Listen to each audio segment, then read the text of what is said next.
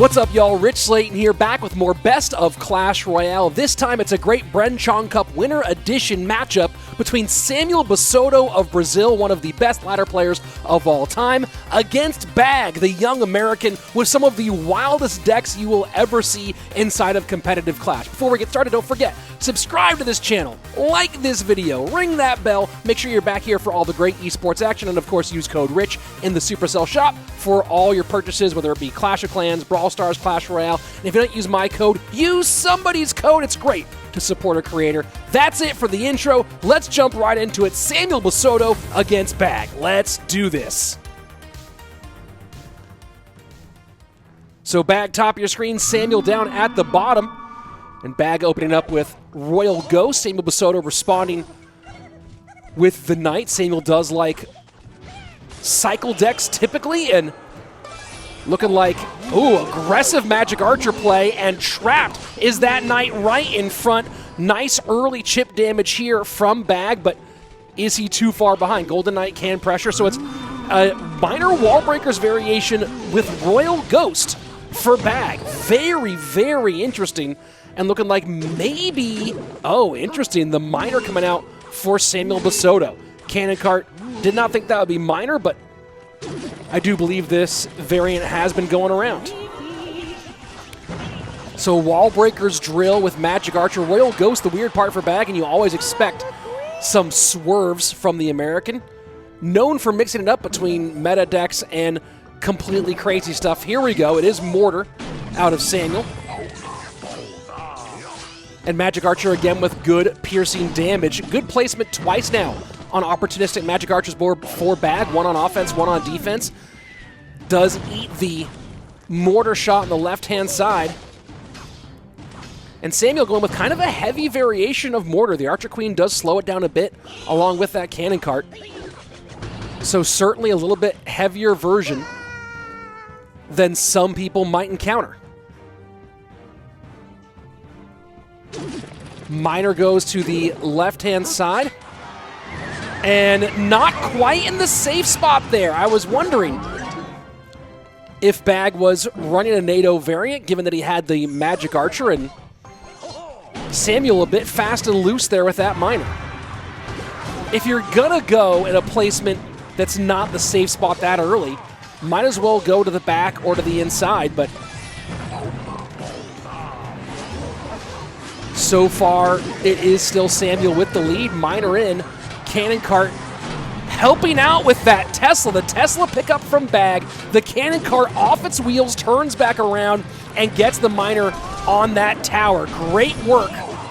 Great recognition there by Samuel that that Cannon Cart was in range to support a front of tower minor.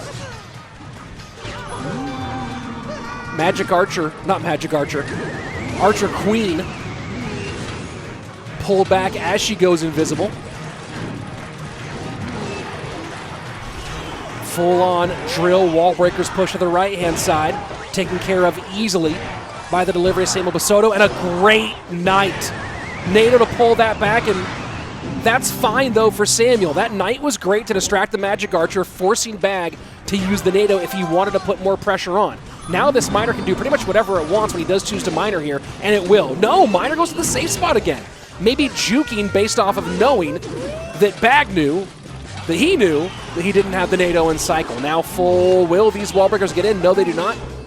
Delivery does stop that. 10-17 to 8-77. Final 90 seconds approaching here in sudden death, and a bit more Magic Archer value on that right-hand side. 3 critical shots at this stage. Cannon Cart to not let any more come in. 6-15, Samuel Bassotto's taking the lead back. Golden Knight down behind the weak side tower for Bag. Drill being played on the offensive side, and this time it's these spears coming out, and they do not pick up one of those stab goblins. That's a whole lot of trouble right here. 230 on that right-hand tower. Samuel Bassotto trying to hold on and put on some aggression, now deciding to go same lane here. And the Tesla high, Golden Knight will do a lot of damage on that left-hand side. Bag doing a good job of splitting things up. Did not get the geometry that time around. The high mortar to keep the Magic Archer off tower, 671, or 761, excuse me, on that left-hand side. And the drill comes out on offense, goes to the back this time, changing things up a little bit. Good move here by Bag. 205 to 645, and Cannon cart working on that right-hand lane. Magic Archer does not get the geometry again. The control by Samuel Bassotto with these Knights against the Magic Archers has been absolutely critical. Drill in on that right-hand side. Knight to control.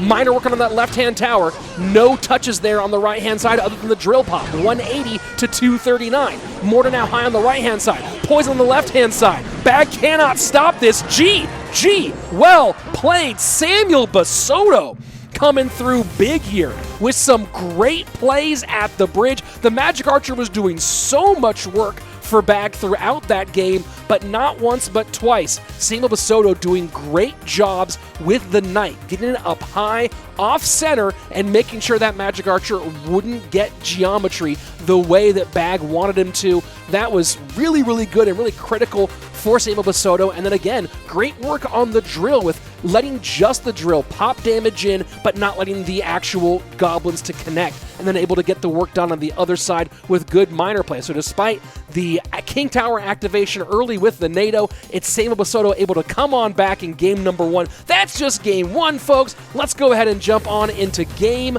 number 2 in this great matchup that so far is living up to all the top billing. Unbelievable. You know, that's why both these guys are so much fun. Samuel Bassotto, when he's in form, brilliant micro, and Bag, of course, always doing something that you might not expect. Slight variation last time, and of course, Zappies will be very nice for Samuel. Bag going Loon Giant Skeleton. So after throwing a Royal Ghost into a Drill Wallbreakers deck, which, you know, Drill Wallbreakers does spam a fair bit, now going with Giant Skeleton King, not Giant Skeleton, Skeleton King Loon. And those arrows clean up very, very well for Samuel. So it's Giant Loon, wow. Arrows out of cycle, but it's Arrows Fireball for Samuel in this, what appears to be most likely Recruits Pigs. So Arrows Fireball is huge. Samuel does have the knockback on that. Loon has the arrows, and of course the Electro Spirit for the minions, arrows for the minion horde. Samuel has a lot of answers here.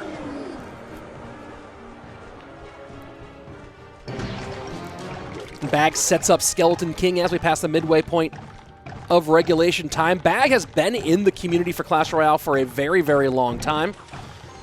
Hear a lot of veteran players talk about Bag being a literal kid when they first started playing with him.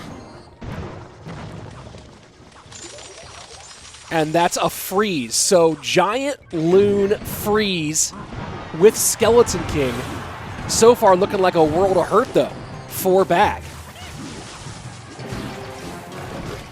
Although getting a lot stacked up here at the bridge. Samuel has plenty to deal with this, though. Hitting 10 and uses arrows to clear out those skeletons. And that's a great pop there on the Skeleton King ability to put a little more pressure on. And now Skarmy comes down behind, freeze in, the Loon connects, and Bag just put together one of the most unorthodox full field plays we've seen, from the defense on his side all the way to the offensive side of the board. The question is, can he hold on for 20 seconds here to maintain this win? Skeleton King picks up, but there are 2 flying machines on the board right now. Arrows to clean those up a bit. That should be enough to do it. Pigs in on the right-hand side. Should be Freeze. There we go. Freeze comes in, stops those right there at the bridge, and Bag just pulled one right out of it. The Bag, I mean. What a fun game there by the young American. Bag. What an unorthodox deck. Giant Loon. Variations have been around for a long time. This almost was throwback with Giant Loon, with the Minion Horde. Who sees Minion Horde, although making a bit of a comeback these days, it seems. And then you saw the Fireball, the arrows. You felt like, man, a lot of answers here. The Zappies, of course, for that Loon. But, man, the defense he played on his side with the freeze, able to keep that tower up, and then just start stacking. Skeleton King down at the bridge, getting the Minion Horde involved, the Skarmy behind that, the well-timed freeze, just able to take advantage in a way that maybe you didn't expect. So great work there from Bag. We're all tied up 1-1. Let's go ahead and jump into game number 3, the deciding game between these two. And Samuel looking like he might be going with something quick cycle. This is dual mode, in case you guys aren't aware of how the Bren Chong Cups work. Log out of cycle, bag goes with the skeleton barrel, or with the goblin barrel. So most likely, a little double bait action. People aren't really playing a lot of goblin barrel on its own these days. Samuel going with the E-barbs. Wow, from bag. Okay, let's go bag. Samuel going with the most, probably one of the most popular free-to-play decks in the game right now. This Hog EQ variation been very popular for a long time. Ian77, the most renowned player with this deck right now. Of course, the Archer Queen Bomb Tower version, a bit more popular amongst ladder players at the moment, and the Bandit does get its dash off. 22-32 on the right-hand side. Samuel Bassotto does have a big lead after that early connection. So, what a weird... you talk about bag decks. Bridge spam Goblin Barrel with 6-man. So you have the Battle Ram and the Goblin Barrel. Some other bridge spam elements. But the 6-man, which is going to be nice in just creating long-term pressure here. Of course, the Firecracker and the Valk not super concerned about the recruits, but the Royal Hog does go down to the Elite Barbarians, and now pressure on the right as the logs forced out, or pressure on the left as logs forced out on the right.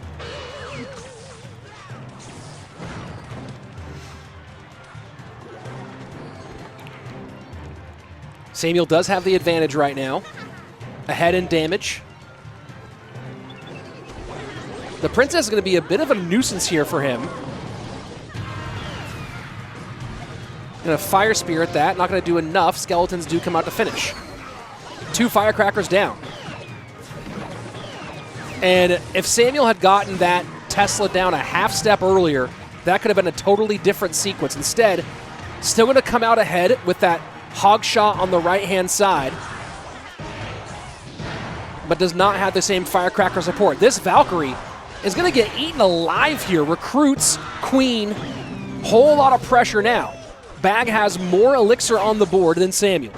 And that's a low Tesla to the right-hand side. Valk has to come out, and it does not push. Connection does not get in, but one Barbarian does connect, 1798. So Bag with good pressure on both sides, continues to cycle.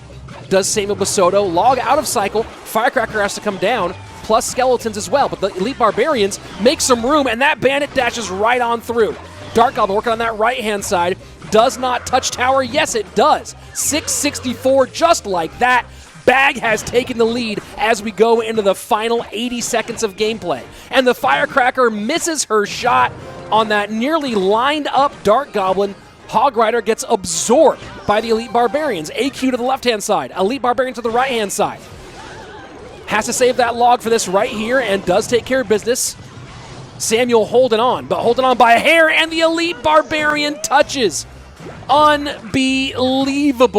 Does the Hog Rider do enough? Hog in, EQ down. Hog does not get that last shot on. 277 remains. Battle Ram to the left-hand side. Goblin Barrel on the right-hand side. 280 left. Log does take that Goblin Barrel off the board. Bandit down, EQ in. Bandit gets picked up by the Skeletons. Fire Spirit there as well. Can he stop this? Princess connects, and that is it. 67 HP. Bag steals that one from Samuel Bassotto. What a game. What a match. Unbelievable. That was so much fun to watch between these two. That's exactly what you want. We saw great play there throughout most of the match by Samuel Bassotto. Just got caught against a weird deck there in game number 3, and Bag did what Bag does.